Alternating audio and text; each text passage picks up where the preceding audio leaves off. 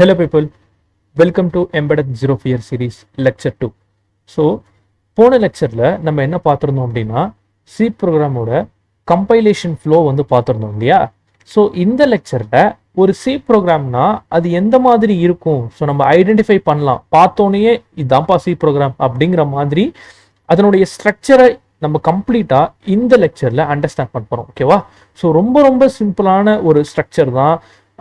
அதை நம்ம அண்டர்ஸ்டாண்ட் பண்ணிக்கிட்டோம் அப்படின்னா அடுத்தடுத்த ப்ரோக்ராமில் அதாவது நீங்கள் ப்ரோக்ராம் பண்ண உங்களுக்கே அந்த ஸ்ட்ரக்சரை வந்து அந்த மனசில் அப்படியே பதிஞ்சிடும். ஓகேவா? ஸோ நம்ம மோட்டிவேஷன் ஆஃப் திஸ் லெக்சர் அப்படி என்ன அப்படின்னா, ஃபர்ஸ்ட் வந்து நம்ம ஒரு சிம்பிளஸ்ட் ப்ரோக்ராம் எழுத போகிறோம். அந்த ப்ரோக்ராம் மூலயமா அந்த ப்ரோக்ராமோட ஸ்ட்ரக்சரையும் சின்டெக்ஸையும் அவுட்புட்டையும் நம்ம அண்டர்ஸ்டாண்ட் பண்ண போகிறோம். ஓகேவா?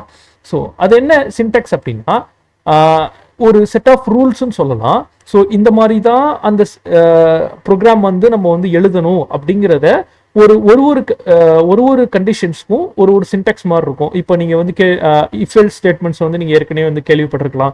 ஸோ இந்த மாதிரியான ஸ்டேட்மெண்ட்ஸ், இந்த மாதிரியான சில பல கண்டிஷன்ஸ் இருக்கு சீல. ஸோ அந்த மாதிரி இருக்கக்குள்ள அந்த இஃப் எல்ஸோட சின்டெக்ஸ் தான் நீங்கள் யூஸ் பண்ணணும். ஸோ மாற்றி யூஸ் பண்ணீங்க, சின்டெக்ஸை தப்பாக பண்ணீங்க அப்படின்னா உங்களுக்கு அவுட்புட்டில் எரர் வரும். ஓகேவா? ஸோ உங்களுக்கு ப்ராப்பரான எக்ஸ்பெக்டட் அவுட்புட் கிடைக்காது. ஸோ சின்டெக்ஸ் அப்படின்னா ஒன்றும் இல்லை, ஒரு ஸ்ட்ரக்சர் இருக்கு அப்படின்னா அந்த ஸ்ட்ரக்சர் வந்து அவங்க கொடுத்துருக்க அந்த ரூல்ஸ் படி எழுதணும். அதை மாற்றி எழுதுனீங்கன்னா அதில் அந்த சின்டெக்ஸ் வந்து அப்ளிகபிள் ஆகாது. ஸோ அதனால உங்களுக்கு எரர் வரும். ஓகேவா? ஸோ அதை பற்றி நம்ம தெளிவாக ப்ராக்டிக்கல் அவுட்புட்டாக பார்க்கலாம். ஓகேவா? No issue. ஸோ இந்த ப்ரோக்ராம் தான் நம்ம வந்து பண்ண போகிறோம். இது ஏற்கனவே இந்த ப்ரோக்ராமோட கம்பைலேஷன் ஃப்ளோ வந்து நம்ம பார்த்துருப்போம். ஸோ இதே ப்ரோக்ராமில் தான் நம்ம அனலைஸ் பண்ண போகிறோம், எப்படி வந்து ஒரு C ப்ரோக்ராமோட ஸ்ட்ரக்சர் இருக்கணும் அப்படின்னு சொல்லிட்டு. ஓகேவா? ஸோ எக்ஸ்பிளனேஷன் ஆஃப் இந்த இதுக்கு வந்துடலாம். ஸோ இந்த ப்ரோக்ராமுடைய ஒவ்வொரு லைனையும் இங்கே நான் எக்ஸ்பிளனேஷன் பண்ணி கொடுத்துருக்கேன். ஸோ இந்த நோட்ஸ் எப்போதும் போல டிஸ்கிரிப்ஷனில் இருக்கும். ஸோ அதை நீங்கள் வந்து டவுன்லோட் பண்ணிக்கலாம். ஸோ இங்கே வந்து பார்த்தீங்க அப்படின்னா ஃபர்ஸ்ட் வந்து ஹேஷ் இன்க்ளூட் stdio.h அப்படிங்கிற இந்த ஒரு ஹெட், அதாவது ப்ரீ ப்ராசஸர் நான் சொல்லியிருக்கேன் இல்லையா ஏற்கனவே. ஸோ இதை மேக்ரோஸ்னு சொல்லுவாங்க. ஸோ இந்த மாதிரி ஹேஷ் வந்து யூஸ் பண்ணோம் அப்படின்னா, ஸோ இது என்ன பண்ணுறோம் இந்த லைனில் அப்படின்னா, includes standard input output library needed for printf அப்படின்னா, நம்ம இந்த ப்ரோக்ராமில் நல்லா பார்த்தீங்கன்னா தெரியும், printf அப்படிங்கிற ஒரு ஃபங்க்ஷன் யூஸ் பண்ணுறோம் இல்லையா. ஸோ இதை ஃபங்க்ஷன் அப்படின்னு நம்ம சொல்லுவோம். ஏன் அப்படின்னா அதை நம்ம ஃபங்க்ஷன் அப்படின்னு தனியாக ஒரு லெக்சரே இருக்குது. ஸோ அந்த லெக்சரில் நம்ம ஃபங்க்ஷனை பற்றி தெளிவாக பார்ப்போம். இந்த இதில் நீங்கள் அண்டர்ஸ்டாண்ட் பண்ணிக்க வேண்டியது என்ன அப்படின்னா, ஸோ ஒரு ஃபங்க்ஷனை நீங்கள் எப்படி ஐடென்டிஃபை பண்ணலாம் அப்படின்னா, இது ஆக்சுவலாக வந்து ஃபங்க்ஷன் கால்னு சொல்லுவாங்க. ஸோ இந்த printf அப்படிங்கிற ஒரு நியூவாக, அதாவது இது வந்து ஏற்கனவே டிக்ளேர் பண்ணப்பட்ட ஒரு ஃபங்க்ஷன். ஓகேவா? ஸோ அதனால் அதை நம்ம யூஸ் பண்ணணும். இந்த ஃபங்க்ஷன் எங்கே டிக்ளேர் பண்ணியிருக்கோம் அப்படின்னா இந்த ஒரு லைப்ரரிக்குள்ளே தான் இருக்குது. ஓகேவா? ஸோ இந்த ஒரு ஃபைலுக்குள்ளே தான் இருக்குது. ஸோ அதனால் இந்த ஃபைலை நம்ம இன்க்ளூட் பண்ணால் மட்டும்தான் நமக்கு printf யூஸ் பண்ண முடியும். ஸோ இன்கேஸ் இப்போ நான் இந்த printf யூஸ் பண்ணலன்னு வைங்களேன் ப்ரோக்ராமில், அப்போ இந்த ஹேஷ் இன்க்ளூட் போடணுங்கிற அவசியமே இல்லை. ஓகேவா? ஸோ அது எல்லாத்தையும் நம்ம ட்ரை பண்ணி பார்ப்போம் ப்ராக்டிக்கலாக. ஸோ அதை தான் இங்கே சொல்ல வராங்க. ஸோ நம்ம இது எதுக்காக யூஸ் பண்ணுறோம் அப்படின்னா, ஸ்டாண்டர்ட் இன்புட் அவுட்புட், அதாவது printf அப்படிங்கிறது ஒரு அவுட்புட்டை பிரிண்ட் பண்ணக்கூடியது. அதேமாரி இன்புட் அப்படிங்கிறது அதுக்கு இன்னொரு ஃபங்க்ஷன் இருக்குது, ஸ்கேன்எஃப்னு சொல்லுவோம். ஸோ அதை பற்றி நம்ம பார்க்கலாம். ஓகேவா? தனி வீடியோவை பார்க்கலாம். ஸோ அதேமாரி இங்கே பார்த்தோம் அப்படின்னா நெக்ஸ்ட் லைனுக்கு வந்துடுவோம் இந்த இடத்துக்கு. ஸோ இந்த லைனில் என்ன பண்ணுறாங்க, int main void அப்படிங்கிற இந்த ஒரு லைன் யூஸ் பண்ணுறாங்க இல்லையா. ஸோ இது என்ன அப்படின்னா, entry point of the program main must exist அப்படிங்கிறாங்க. அது என்ன மெயின் மஸ்ட் எக்ஸிஸ்ட் அப்படின்னா நீங்கள் எந்த ஒரு C ப்ரோக்ராம் எடுத்துக்கிட்டாலும் சரி, அதில் இந்த மெயின் ஃபங்க்ஷன் இல்லாமல் உங்களுக்கு அவுட்புட் வராது. ஓகேவா? ஸோ மெயின் ஃபங்க்ஷன் கண்டிப்பாக இன்க்ளூட் பண்ணியிருக்கணும். ஸோ உங்களுடைய ப்ரோக்ராமில் இந்த மெயின் இல்லை அப்படின்னா உங்களுக்கு ப்ராப்பரான, அதாவது அவுட்புட்டே உங்களாடி எடுக்க முடியாது. ஓகேவா? ஸோ அதை தான் இங்கே மெயின் மஸ்ட் எக்ஸிஸ்ட்னு சொல்கிறாங்க. ஸோ இந்த மெயின் ஃபங்க்ஷன் எதனால அப்படி என்ன இது எப்படி எக்ஸிக்யூட் ஆகுது அப்படின்னா, நீங்கள் எவ்வளவோ ஃபங்க்ஷன் வந்து டிக்ளேர் பண்ணியிருந்தாலும் உங்களுடைய அந்த ப்ரோக்ராம் ஃப்ளோ என்ன பண்ணும் அப்படின்னா ஃபஸ்ட்டு இந்த மெயினுக்கு தான் வரும். ஓகேவா? ஸோ இந்த மெயின் ஃபங்க்ஷனை எக்ஸிக்யூட் பண்ணிட்டு தான் அடுத்தடுத்த ஃபங்க்ஷனுக்கு நம்ம இந்த கால், அந்த மெயின் ஃபங்க்ஷனுக்குள்ள இப்போ நான் printf அப்படிங்கிற ஒரு ஃபங்க்ஷனை கூப்பிட்டுருக்கேன். ஸோ அதுக்கு ஒரு ஆர்குமெண்ட் ஹலோ வேர்ல்டுன்னு பாஸ் பண்ணியிருக்கேன். ஸோ இது ஆர்குமெண்ட்னு சொல்லுவாங்க. ஸோ இந்த மாதிரி பண்ணியிருக்கேன் அப்படின்னா அப்போதான் இந்த printf நான் யூஸ் பண்ணியிருக்கேன் அப்படிங்கிறதுனால இந்த ஒரு ஹெட்டருக்குள்ள, அதாவது இந்த ஃபைலுக்குள்ள போய் இந்த ஃபங்க்ஷனோட டிக்ளரேஷன் எங்க இருக்கு அப்படிங்கறத தேடி அதுக்கு நம்ம இந்த ஆர்குமெண்ட்டை பாஸ் பண்ணி அவுட்புட் எடுத்துட்டு வந்து நம்மளுடைய டெர்மினல்ல அந்த அவுட்புட் வந்து டிஸ்ப்ளே பண்ணுவோம். ஓகேவா? ஸோ இந்த ஃப்ளோவை ஜஸ்ட் வந்து அண்டர்ஸ்டாண்ட் பண்ண ட்ரை பண்ணுங்க. புரியலனாலும் பிரச்சனை இல்லை, நம்ம ப்ராக்டிக்கலா பார்க்கல ரொம்ப தெளிவா புரியும். ஓகேவா?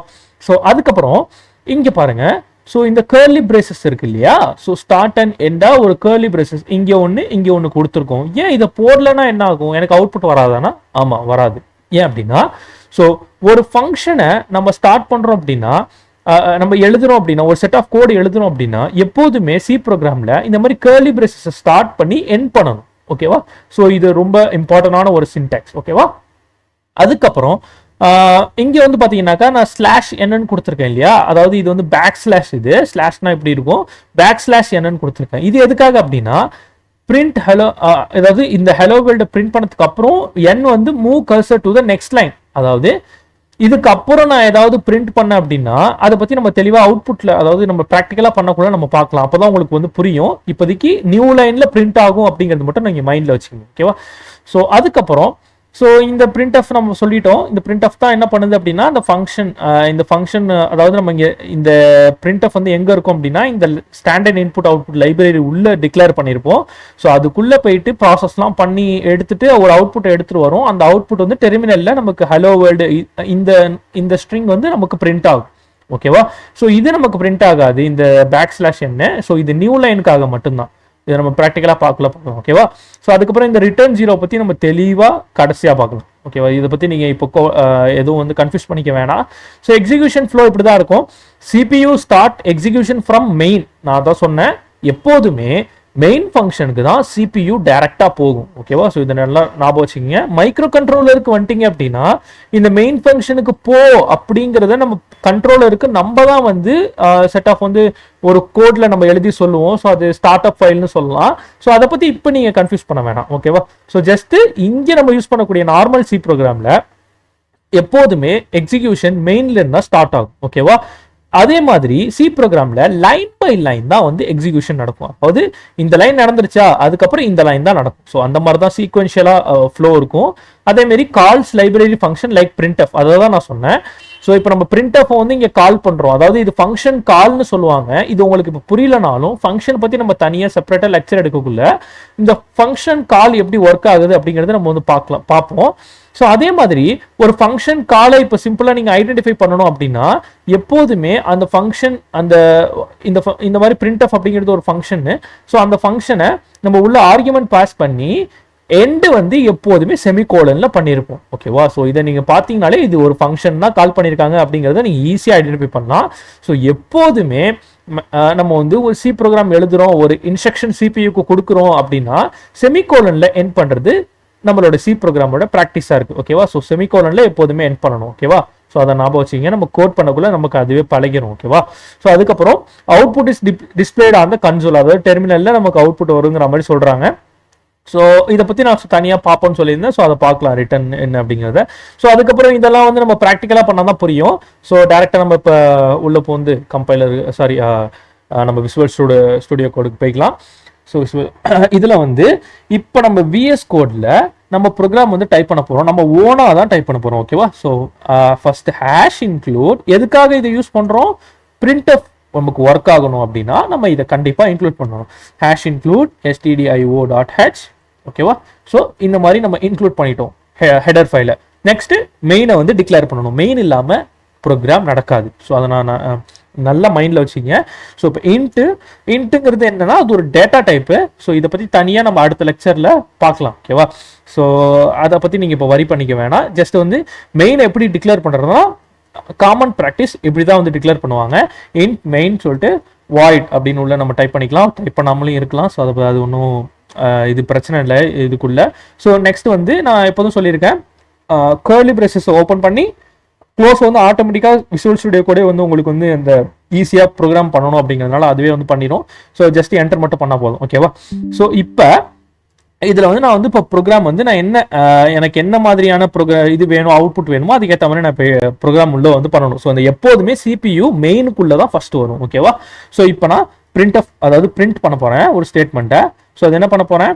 ஹலோ வேர்ல்டு அப்படிங்கிறத ஜஸ்ட் வந்து பிரிண்ட் பண்ண போகிறேன். ஓகேவா, சாரி, ஹலோ வேர்ல்டு. ஓகேவா, ஸோ எப்போதுமே நான் சொல்லியிருக்கேன் ஃபங்க்ஷன் கால் நம்ம சிபியூக்கு இன்ஸ்ட்ரக்ஷன் கொடுக்குறோம் அப்படின்னா அது எப்போதும் செமிகோலன்ல முடியணும், மறந்துடவே கூடாது. ஓகேவா, ஸோ நெக்ஸ்ட் ரிட்டன் 0, சாரி 0. ஓகேவா, இது எதுக்காக பண்றோங்கிறத நான் சொல்றேன். ஓகேவா, இப்போதைக்கு நீங்க கன்ஃபியூஸ் பண்ண வேண்டாம்.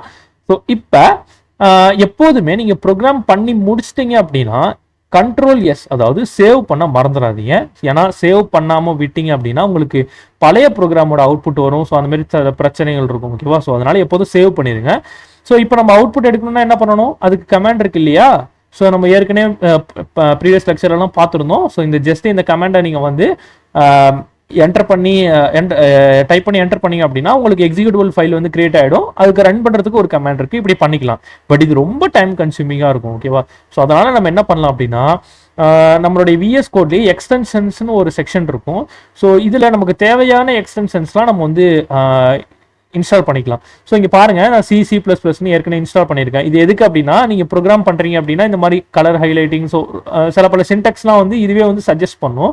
ஸோ இது ரொம்ப இம்பார்ட்டண்டான ஒரு எக்ஸ்டென்ஷன். ஸோ இதை டவுன்லோட் பண்ணிக்கிங்க விஎஸ் கோடு யூஸ் பண்ணுறவங்க. அதேமாரி வந்து கோட் ரன்னர்னு ஒன்று இருக்குது. ஸோ எனக்கு கொஞ்சம் இன்டர்நெட் ஸ்லோவாக இருக்குது. ஸோ இது ஒன்றும் பிரச்சனை இல்லை. என்ன சொல்ல வரேன் அப்படின்னா இந்த மாதிரி எக்ஸிக்யூட்டபிள், அதாவது இங்கே பார்த்தீங்க அப்படின்னா ரன் கோட்னு எனக்கு ஒரு தனி வந்து ஒரு பட்டன் மாதிரி இருக்கு இல்லையா. ஸோ இந்த மாதிரி ஜஸ்ட் இதை டேப் பண்ணிங்கனாலே உங்களுக்கு அவுட்புட் வர வைக்கலாம். அந்த மாதிரி நீங்கள் வந்து கான்ஃபிகர் பண்ண முடியும். ஸோ அது நீங்கள் யூடியூப்லேயே வந்து உங்களுக்கு வந்து அதுக்கான டுட்டோரியல்ஸ் இருக்குது. ஸோ அதை நீங்கள் ரெஃபர் பண்ணி ஜஸ்ட் நீங்கள் வந்து இந்த மாதிரி கமாண்ட் பண்ணுறத மேனுவலாக நீங்கள் வந்து ஒன்ஸ் வந்து இந்த பட்டன் ப்ரெஸ் பண்ணால் அவுட்புட் வர மாதிரி கான்ஃபிகர் பண்ணிட்டீங்கன்னா நீங்கள் எப்போதுமே ஜஸ்ட் இந்த பட்டனை டேப் பண்ணிங்கன்னா உங்களுக்கு அவுட்புட் வந்துடும். இப்போ நான் பண்ணுறேன் பாருங்கள். ஸோ எனக்கு ஆக்சுவலாக இந்த இடத்துல ஹலோ வேர்ல்டுன்னு வந்துருச்சு இல்லையா. ஸோ ஹலோ வேர்ல்டுன்னு வந்துருச்சு, எனக்கு அவுட்புட் வந்து வந்துருச்சு. ஸோ இந்த மாதிரி தான் உங்களுக்கு வந்து ஜஸ்ட் டேப் பண்ணாலே அவுட்புட் வரும். பட் அதுக்கு நீங்கள் எக்ஸ்டென்ஷன் டவுன்லோட் பண்ணணும். ஓகேவா, ஸோ அது ஒன்றும் பெரிய விஷயம் இல்லை, நீங்கள் ரெஃபர் பண்ணி டவுன்லோட் பண்ணிக்கிங்க. ஸோ அதுக்கப்புறம் இப்போ எனக்கு ஹலோ வேர்ல்டுன்னு வந்துருச்சு, நம்ம ப்ரோக்ராமுக்கு சக்ஸஸ்ஃபுல்லாக அவுட்புட் வந்துருச்சு. ஸோ இப்போ என்ன சொல்லியிருக்கேன் நான் ஏற்கனவே அப்படின்னா, இப்போ இதை நீங்கள் இன்க்ளூட் பண்ணாதான் உங்களுக்கு அவுட்புட் வரும் அப்படின்னு நான் சொல்லியிருக்கேன் இல்லையா. ஸோ இப்போ நான் இன்க்ளூடை எடுத்து விட்டுறேன். இப்போ அவுட்புட்டை அப்சர்வ் பண்ணுங்க. ஸோ ஆக்சுவலாக இங்கே வந்துருச்சு. ஏன் அப்படின்னா நான் சேவ் பண்ணல. ஸோ இங்கே பாருங்கள், சேவ் பண்ணலாம் மேலே உங்களுக்கு இந்த மாதிரியான ஒரு ஒயிட் சர்க்கிள் இருக்கும். ஸோ சேவ் பண்ணிட்டீங்கன்னா அது போயிடும் பார்த்தீங்களா. ஸோ அந்த நான் சேவ் பண்ணிட்டேன், கண்ட்ரோலைஸ் பண்ணிட்டேன். இப்போ நான் எக்ஸிக்யூட் பண்ணுறேன். இப்போ பாருங்க, எனக்கு என்ன இந்த இடத்துல வந்திருக்கு அப்படின்னா printfனா என்னது அப்படிங்கிற மாதிரி கம்பைலருக்கு வந்து கன்ஃபியூஸ் ஆயிடுச்சு. இதாட்டி கம்பைல் பண்ண முடியல. ஓகேவா, ஸோ எனக்கு printfனா என்னன்னே தெரியல அப்படிங்கிற மாதிரி வந்து சொல்லுது. ஏன்னா நம்ம இதை இன்க்ளூட் பண்ணுங்க அப்படின்னு ஒரு சஜஷனும் இருக்கு இல்லையா. ஸோ இதை நீங்க பண்ணவே இல்லை. அப்போ எனக்கு அந்த ஹெட்டருக்குள்ளதான் இதனுடைய ஃபங்க்ஷன் டிக்ளேர் பண்ணியிருக்காங்க. ஸோ அதை நீங்க பண்ணாதானே எனக்கு தெரியும் அப்படிங்கிற மாதிரி சொல்லுது. ஸோ அதனால நீங்க எப்போதுமே printf யூஸ் பண்றீங்க அப்படின்னா ஹெட்டரை வந்து இன்க்ளூட் பண்ணணும். ஓகேவா, ஸோ நான் இன்க்ளூட் பண்ணிடுறேன். இப்போ நம்ம கண்ட்ரோலைஸ் பண்ணிட்டு அவுட்புட் வந்து ட்ரை பண்ணி பார்ப்போம். பர்ஃபெக்டா ஹலோ வேர்ல்டுன்னு வரும். பார்த்தீங்களா வருது. ஸோ இதுதான் நம்மளுடைய இந்த ப்ரோக்ராமோட சி ப்ரோக்ராமோட ஸ்ட்ரக்சர். ஓகேவா, ஸோ நெக்ஸ்ட் லெக்சரில் printf எப்படி வந்து நம்ம இன்னும் அதை டீப் அனலைஸ் பண்ணலாம். ஓகேவா.